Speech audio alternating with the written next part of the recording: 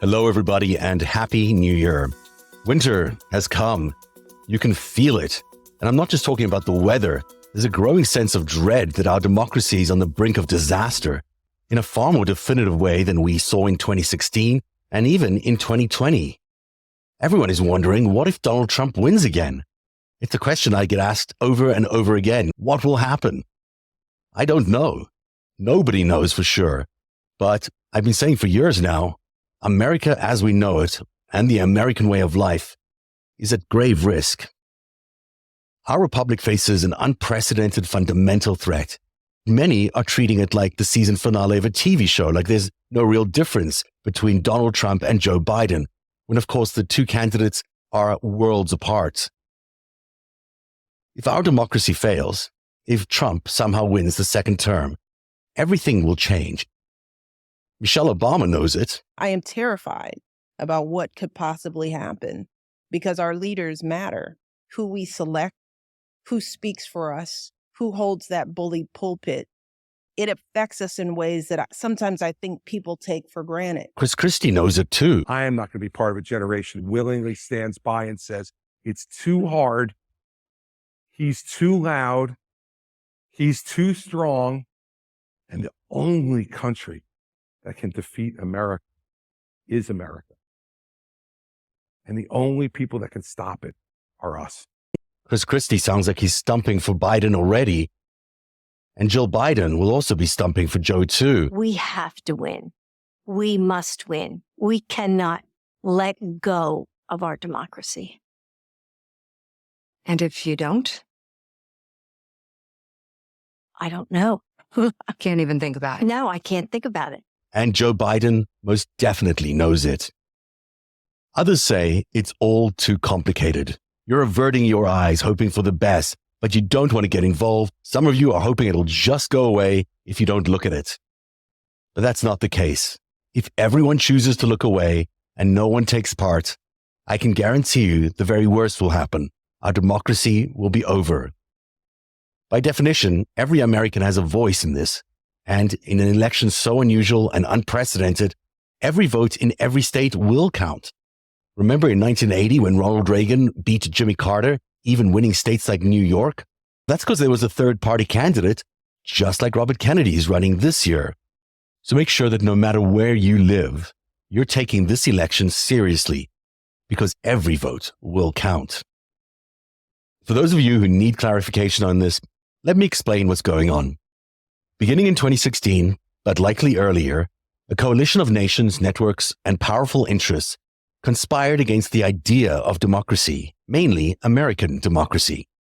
Unlike any other nation, America is founded on an idea, government by and for the people.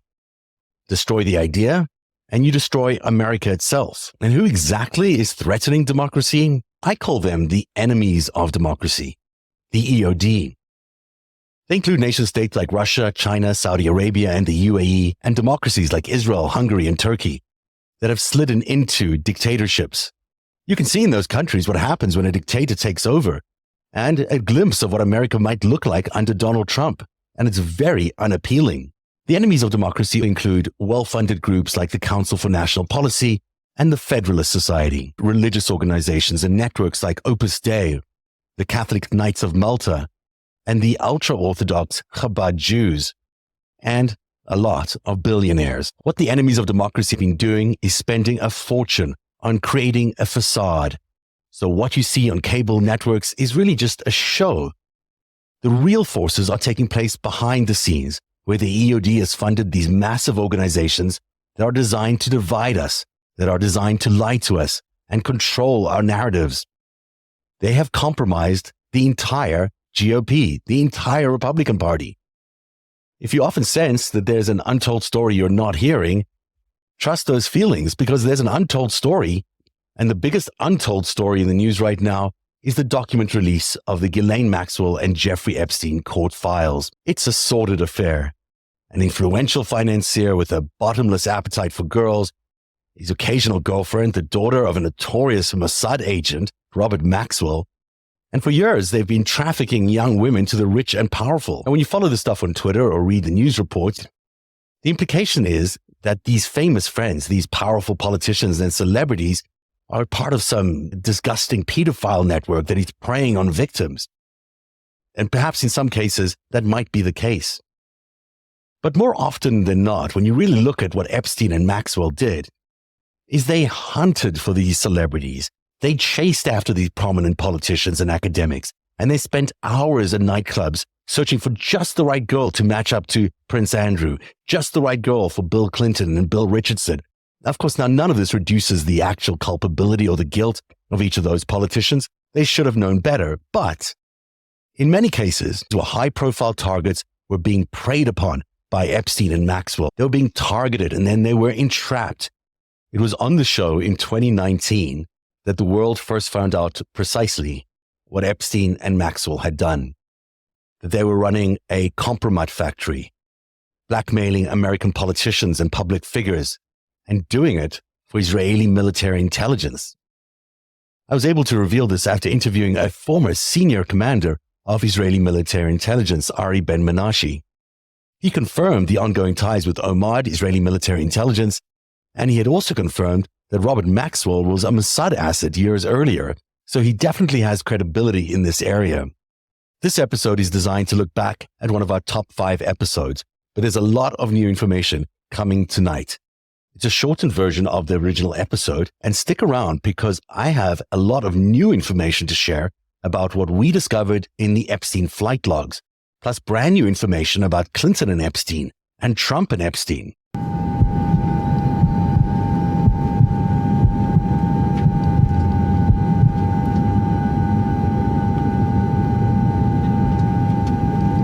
Robert Maxwell was the spy that Ari Ben-Menashe was handling. And if you talk about famous spies in Israel's history or any history, Ari Ben-Menashe's guy, Robert Maxwell, was about the biggest as you can get. He was a famous British publisher.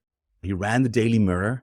He was larger than life in many ways. Ari also met Ghislaine through Robert Maxwell. Ghislaine is his daughter, of course. It turns out that Ghislaine and Jeffrey have been having a thing for a lot longer than people imagined. We've been told only that Ghislaine and Jeffrey started seeing each other when they moved to the United States in 1991. But as you're about to hear from Ari Ben-Menashe, that their romance started way, way earlier. And it was Robert Maxwell, the famous spy, who introduced Ari Ben-Menashe to Jeffrey Epstein, who introduced Jeffrey Epstein to Israeli military intelligence in Israel, and who introduced all of them to a very different world that he embarked on as he changed the rules for being a spy. You have to wind your mind back 40 years. It's hard to imagine that a story that's happening today, 2019, Jeffrey Epstein, Ghislaine Maxwell, still has the same players as were around 40 years ago in another big story. But that's in fact exactly what happened. So suspend your disbelief, if you will. Let's go back to September 1980. Deep in Iranian territory, Iraqi armor chalks up fresh successes on the battlefield. It became known as the Iran-Iraq War. The United States supported Iraq. Israel secretly supported Iran. Israel wanted to sell weapons to the Iranians, and the Reagan administration agreed to let them. Ari Ben-Menashe was Israel's point man on the covert arms smuggling operation. He set up shop in London and recruited the foreign editor of the Daily Mirror, Nicholas Davies, and the paper's publisher, Robert Maxwell, to his team. Both men had the perfect cover for conducting arms deals while doing their day jobs. Together, they formed a front company called Aura and transferred hundreds of millions of dollars in weapons to the Iranians in secret, until reporters found out and gave the world the Iran-Contra scandal. Introduced him to us, and he wanted us to accept him as part of our group. I'm not denying that we were, at the time, the group, there was Nick Davies, there was Maxwell, there was myself and our team from Israel. We were doing what we were doing. On September the 22nd, Iraqi planes attacked Mehrabad airport. Selling arms via Israel. There was a project. It wasn't selling arms. Right. It was transferring arms to Iran. So we're talking about Iran-Contra, basically. Yeah. We're talking about that same arms deal as Iran-Contra. Israel was very concerned about the Iraqis taking over southern Iran. So Maxwell introduces you. He says, Yeah. here's this young guy. Yeah. And did he go by the name Jeffrey Epstein, or did he go by a different name? I remember Epstein, Yeah. Jeff Epstein. Okay. Because he had a different passport that he was traveling in and out That's of. right. Yeah, but that came later. Okay. So he says to you, here's this guy Jeffrey Epstein, who I know from around. And your Israeli bosses have approved. Oh, okay. Already approved. So it came down from up above. So what did he do? Can you say what he did for you? Like, what kind of work did you guys do together? No, he didn't do anything. Oh, so you met him and that was it? I met him a few times in Maxwell's office. That was it. And did he do any arms deals for anybody else that you were aware of? Not that I know. Because there's the I guess it was an He didn't. MI5 He operation. wasn't very competent. He didn't seem to be a competent guy. He didn't seem to be. But he was a good-looking guy. And Miss Maxwell. Ghislaine, yeah. Fell for him. Early, in the 80s. That early. How old was she? She was young. Yeah. But most of the reporting about her and him only started in 1991 when they got to the United States. Yeah, I realized that, but they were already. They're already dating. So he was dating, whatever. So they were he was part of the family business. Yeah, and Maxwell sort of started liking him, and my theory is that Maxwell, because Maxwell felt that this guy is going for his daughter. Right. He felt like he could bless him with some work and help him out, and like he felt paternal for him. Was she part of the business too? Was she involved in what you were doing over there? No. But later on, yeah, she got involved with Israeli intelligence together with him. Right. But not in this arms deal, in Iran or business. Would you say she was an agent as well? Was she someone working for Israeli intelligence? Oh, definitely. Military intelligence as well? Yes. And when that happens, because I have no idea how that world works, so I'm learning a little bit. It happened by accident. Do you get orders and you have to do certain things, or is it more like... No, you get projects. What really happened, my take on it, and later thing, is that these guys were seen as agents, but they weren't really competent to do very much. And so they found a niche for themselves, blackmailing American and other political figures. For the Israelis? So it's hard for people to understand why Israel would want to get blackmail on an American. I'm asking a question that I can answer it probably, but for most people it's hard for them to think about Israel as being blackmailing their leaders in the United States. It's a very... It was quite their MO. See, sleeping around is not a crime. Maybe embarrassing, but not a crime. But sleeping with underage girls is a crime. It was a crime in 2000 as well, when they let him off the And it's always. So he made sure these girls are underage. Sex-offender Jeffrey Epstein. The Daily Mail published pictures of him entering Epstein's New York residence in January 2016. Around the same time, several young women tied to the billionaire also came by. And why do you think Barak spent all these years associating with this man? After a while, what Mr. Epstein was doing was collecting intelligence on people in the United States. So if you want to go to the U.S., if you're a high-profile politician, you want to know information about people. So he was getting that information. He was getting the dirt. Huh? He was receiving the dirt from Epstein, basically. That's right. I heard that one of the things that Epstein liked about the relationship with military intelligence is the ability to access all this very high-tech spy gear. which he was able to use. Yeah, I'm listening stuff. Yeah. Sure. So was Epstein and Barak, is that what they were doing basically? He was part of the blackmailing scheme? Epstein was blackmailing people. But was Barak part of that blackmailing scheme?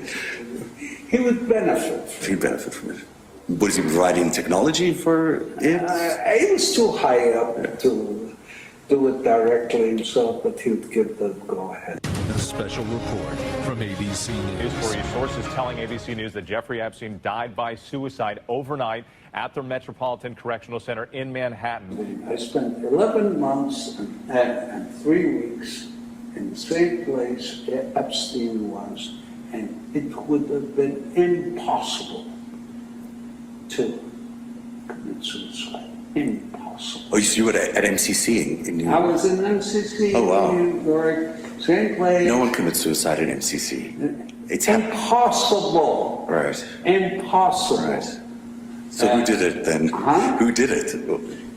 I'm not saying anything. All I'm saying is it's impossible. I mean, there's nowhere you can hang yourself in the cells. Now, well, they say off the bunk bed, right? They say he tied himself onto the bunk bed and leaned forward. And how do you die that way? It's not even... I don't know. It's not Maybe feasible. he was specially gifted, but I doubt it. The other rumor is that he was given space to commit suicide, that he was sort of, and I don't know if this happens in agent world or in espionage, where you're like, you're going to have to kill yourself because you've lost usefulness. You become a liability. I have theories about who wanted him dead. Probably there were quite a number of people in the States wanted him dead, but I would think mainly the Israelis. Mainly? I mean, when you look at it, they have the most to lose from all of this coming out. Because you really didn't want the stories to come out about how they were blackmailing American politicians. No. I mean, it's good to see me at a much younger age and how much these last few years have taken a toll on me. But it's 2019, biggest story we've done here on Narativ, I think, in terms of impact. And I say that because as we look now today at these Epstein-Maxwell files, there's so much vindication there in those files for what we originally reported. Primarily, this story for a lot of people is about Bill Clinton. And until we came along and made it about Donald Trump, because that's in fact what it needed to be. Our research on Jeffrey Epstein indicated that Donald Trump and him were really good friends all the way into the 90s, that they collaborated on various business deals, and that along with Thomas Barak, another possible special agent or spy, ultimately wasn't convicted, but he was certainly charged in that area. The three of them were the three musketeers, if you will, in New York City, and also having a lot of fun with women and whatever. But it's even about the politicians' desires to sleep with young women. Most of these women, when you really look at them, they don't look that young. They were very sexy women, but they were not underage in appearance. And certainly when they met a lot of these celebrities, they weren't underage at all. There might have been a couple of instances where they were underage, but I'm not trying to justify any of that. What I am trying to say is that there is an attempt to make this all about the desires of Epstein and Maxwell and the desires of politicians, when it really is not about that. It's about the blackmail. It's about the fact that there was an operation to, on a mass industrial scale, compromise our politicians in a way that they couldn't do their jobs, that they couldn't execute the policies that you had elected them to do. So let me give you something that isn't, let's call it a hypothetical, but isn't actually that hypothetical. In Bill Clinton's case, Epstein was assigned to Bill Clinton early on in his career in the United States because they were worried that Bill Clinton was going to do a very easy deal for the Palestinians and ultimately force Israel into a deal with the Palestinians that Israel didn't want. So they put Epstein on Clinton as an early fundraiser. And then later on, he became many other things to Clinton. But ultimately, he was on his fundraising committee initially, compromising him. Now, that happened for many years. I still think about the Monica Lewinsky scandal and what these guys did for other politicians. And maybe there's a connection there that we still have never heard of. Maybe there's a Monica Lewinsky connection to Epstein or Maxwell or Israeli military intelligence. Who knows?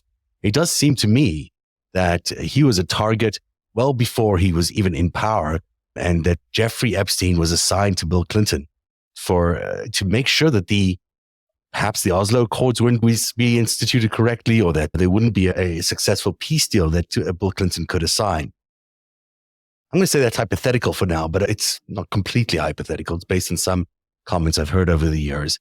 And so when you think about something as massive as that, as the Israeli-Palestinian peace deal, and then you think about George Mitchell, who was also involved in some very high-profile peace negotiations. You think of the amount of secrets that came into Bill Clinton's hands and Secretary Clinton's hands. And you start to see the scope of all of this. Bill Richardson's involvement in all of these events that we know of so well in history. And these are just the politicians we know of. So you could really see that there is a framework here. This was not a corruption of children. Of course it was too. It was that. But it was a corruption of the entire political, celebrity, entertainment, sports universe of America. They went after all the biggest names and they tried to corrupt everybody. They tried to get as much dirt on everybody so they could control everything. And you think about the ambition of something like that, and the fact that they were able to execute that is quite remarkable. The fact that it was allowed to continue when we knew at some point that it was what it was, ultimately a blackmail scheme. And so we fast forward to today, where we've got Mike Johnson, a potential Russian asset who's now the Speaker of the House, as we discussed many weeks ago here. And there's a great clip I'm about to play from Tim Burchett. Tim Burchett got into a scuffle with Kevin McCarthy a few weeks ago. I've never heard a politician be as blunt about what happens to Republican politicians. So I'm going to play you this clip. He's talking to a right-wing podcaster. But Tim lets it be known exactly what Republican politicians are going through on a day-to-day basis. They're confronted by what seems like an industrial-scale blackmail operation designed to compromise the entire party. I'm going to let you listen to this. This is Tim Burchett talking to The Benny Show. And let's listen to what he has to say about the way the honey traps are Russians. Let's be honest. Powerful people in this country, they write the big checks. And they're the ones out on the tarmac when the president comes and visits, and whichever party they're in. They always either out on the tarmac or in the private room. They're the ones that write the big checks. They don't care who's in. They hate this country. They hate what we're about, but they love their portfolios and they love their money more than they do anything else. And they protect it, and they protect the people that do that. And by doing so, they'll honeypot. The Russians do that. And I'm sure members of Congress have been caught up. Why in the world would good conservatives vote for crazy stuff like what we've been seeing out of Congress? It's how it works. You're visiting, you're out of the country, or out of town, or you're in a motel or bar in D.C., and whatever you're into, women or men or whatever, comes up and they're very attractive and they're laughing at your jokes and you're buying them a drink. Next thing you know, you're in the motel room with them naked. And next thing you're about to make a key vote. And what happens? Some well-dressed person comes up and whispers in your ear, "Hey man, there's tapes out on you. Were you in a motel room on whatever with whoever?" And then you're like, "Oh," and he said, "You really ought not be voting for this thing." And what do? It's human nature. And no man or no woman actually is an island, and they know what to get at. I've been in this game my whole life. I spent 16 years in the state legislature in Tennessee and 8 years as county mayor, and now I'm in my 5th year of Congress. But the stakes are higher, but the game is still the same. Isn't that telling that we are in a world now where these GOP politicians are so corrupted that they can't even do their jobs? And I believe that to my core, that Donald Trump has the Republican Party by the you-know-whats, and he's not letting them go. This is the Republican Party that we have now, a sort of cultist Republican Party that is engineered to just attack Donald Trump's enemies. And how does that happen? How does that happen over the years? It happens over the years because Israelis and the Russians together had this Epstein-Maxwell operation to corrupt all these people. Now, I've reported to you before that Epstein and Maxwell worked for OMOD, that's Israeli military intelligence, and that's now a proven fact. I think no one can really dispute that, although some people do try. But they also worked for the Russians, like their father, like Robert Maxwell. These guys were operating for the GRU as well. In Robert's case, they were involved with the KGB. So there's some interesting analysis that we've been doing just on the flight logs of Jeffrey Epstein's plane, because it is very revealing that the things we found out about where the flights were going to point to the same two nations, Russia and Israel. The most destinations were 11 for Israel and Russia, respectively. The Kremlin has always had an affinity for Israel, so it's not surprising. But there's 11 flights each to Russia and to Israel. And it's fascinating to me that the Russian legs included St. Petersburg and Moscow. And it's just fascinating to me that just the sheer numbers of it all tell the story right there of who he was reporting to. He was reporting to the Israelis and he was reporting to the Russians. And the two, they've got a long history of working together. They've cooperated through the Refusnik years, through the pogrom years, you name it. They've had a close relationship. And today, Putin and Bibi Netanyahu have a very close relationship. So you could see how that thread of this Russian Israeli intelligence operation to compromise American politicians began so early and continues until today with the same intelligence agencies that were responsible for the 2016 attack on democracy, and probably the same ones that are involved in the disinformation assaults that we're seeing even today. So in terms of Israel and Russia, there was 11 plus trips between 1999 and 2005. Among the passengers that went there on a couple of occasions, Bill Clinton went with Jeffrey Epstein to Russia, along with Kevin Spacey and Chris Tucker. Now, what was he doing there? I don't know. But did we know that the former president was on a trip to Russia in the early 2000s? To Israel, Jeffrey Epstein took 12 plus trips from 1999 to 2005. Maybe that's not that many, but along the way, he took Ehud Barak with him on a couple of trips. And they also had a couple of flights which also had unnamed staff. What is that? What are the unnamed staff? Are they just additional spies being sent back and forward to work with Jeffrey Epstein? It's unclear to us who they were. In contrast, the Saudi Arabians, they had 3 Saudi trips recorded on Jeffrey Epstein's flights.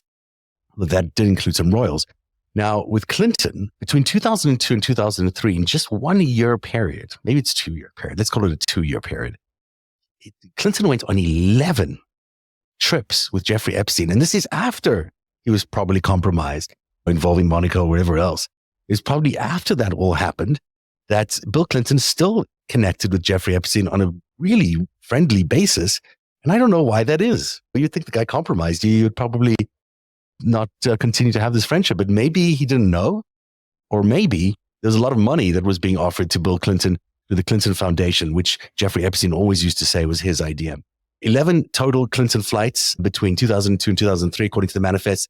It included trips to Asia, the Middle East, Africa, sometimes in a single trip. So some of these were very vast trips that, took on Africa, took on Asia. And one of them, Hillary Clinton was on one of those trips, and she stayed in Asia for some conference while the boys, it seemed, went on a continued trip to parts of Asia and part of Africa.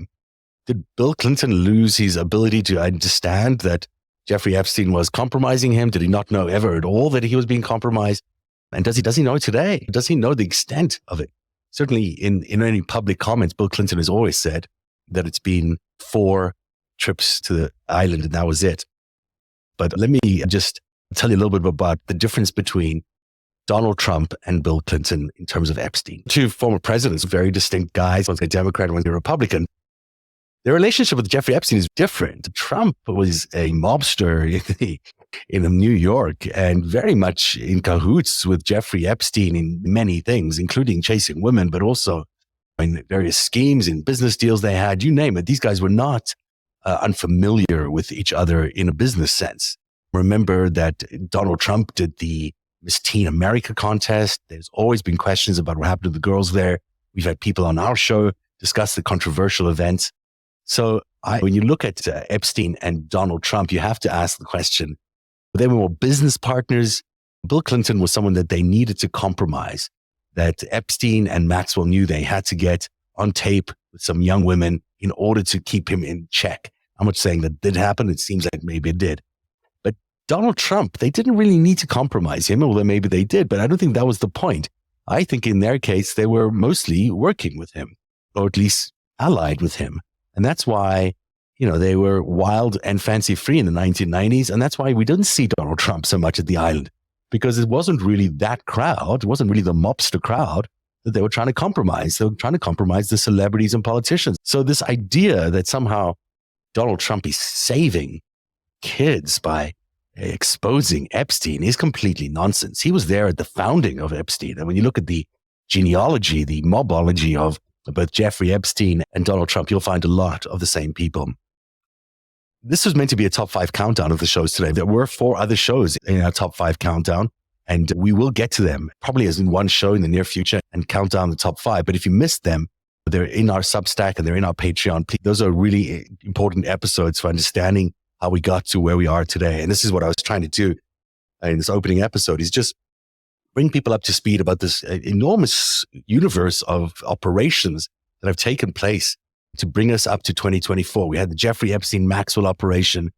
We had the coronavirus operation, which we now know is a accidental lab leak. There was the idea of this revelation of this enemies of democracy and how they have been working their way through various democracies around the world, and particularly Israel. And we see what's happening in Israel right now. There's also revelations by Noel Kasser in our top 5, which talk about the drug use of Donald Trump and a history of substance abuse and what he was like behind the scenes at those talent and pageant contests. And those events show you that kind of person he was and how he treated women. It's how he treats women today. And so you see that in concert with all these kind of women that were being sexually tormented and abused. And you've got a real sense of the kind of people we're dealing with here as they were trying to compromise American politicians. This was a blackmail scheme where the targets, the victims here are not just the young girls.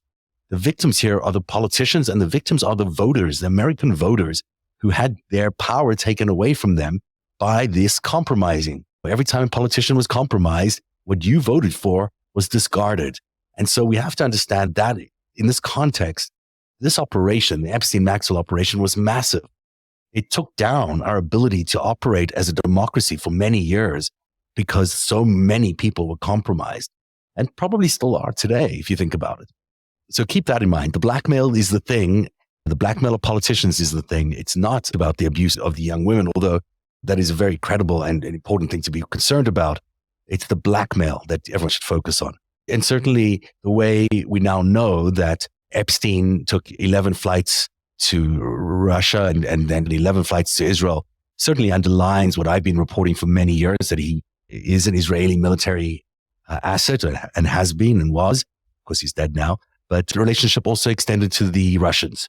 And so when you see a Donald Trump showing up in Helsinki next to a Vladimir Putin, and maybe he's a little bit shamed by what was shown to him, it's quite possible that some video showed up in that conversation, and maybe that video originated, who knows where? Maybe it originated right in the Epstein files, who knows?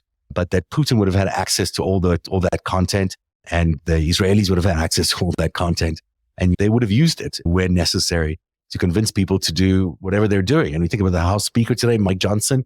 We think he's in the Kremlin camp. Look at the way he's operating. Look at the obstructionist way he's operating. Look at the entire GOP caucus right now and the awful way they're operating. It's because they're taking their orders from Russia, and they have no choice, because if they don't, the dirt will start flowing out, and that's what they know will happen. I have some sympathy for those Republican representatives, but not a lot. Those guys should resign. We have a challenge here, because when you look at it, if you look at the GOP as a Russian-held Kremlin party, if you look at it that way, boy, is this election important, because we could just elect the Russians into the entire executive branch and legislative branch come November. And that is not going to be a good ending. I encourage you all to take this election as seriously, and it's certainly going to be a big year for us. Let me add one more thing here.